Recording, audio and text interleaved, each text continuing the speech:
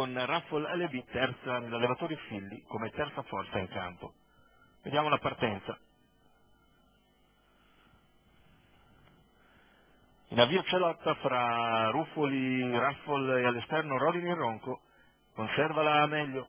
Ruffoli lungo, Raffle LB cerca di sistemarsi in seconda posizione e attacca nuovamente Ruffoli per cercare di ricavarsi lo spazio. 200 iniziali velocissimi, 14-2, poi Raffle LB serra sotto per trovare posizione in scia avanti a Roger Prav. Più indietro c'è Rodin in ronco che avanza e ora progredisce gradualmente. 400 in 29-8, c'era però l'errore.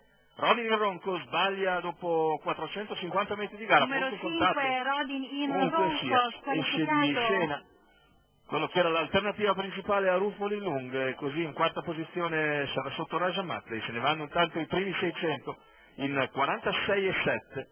16-9 in curva, Raffle LB in seconda posizione avanti a Roger Prav, poi Raja Matley ora sta decisamente rallentando l'andatura. Marco Stefani, in sediolo Ruffoli Lung, ha un primo quarto in 29-8, ne oppone un secondo in 34. E così inizia la penultima piegata. Più indietro vediamo ancora Rodin in ronco che insegue ma è stato squalificato, quindi situazione invariata, i 4 procedono incolonnati al completamento del chilometro. Molto tranquillo da parte del leader, 1:20,8, 17 ancora il parziale. Seconda posizione per Raffle LB, che Mauro Baloncini si sta caricando, poi Roger Prav e Raja Matley. Nessuno ancora fa alcuna mossa e siamo così arrivati al paletto dei 400 conclusivi con Ruffoli che accelera di scatto. Sullo slancio prende una lunghezza e mezzo a Raffle LB che poi torna sotto insieme a Roger Prav. Raffle LB prende la rincorsa per andare su Ruffoli che affronta comunque nettamente al comando la dritta d'arrivo, parziale in 14-7. Ultimi 100 di gara con Ruffoli Lung che controlla la situazione e nel finale vince tranquillamente Ruffoli Lung, il ritorno al successo. Secondo posto per Raffle LB, al terzo è Roger Prav, 1:17,8 con 28,4 per gli ultimi 400.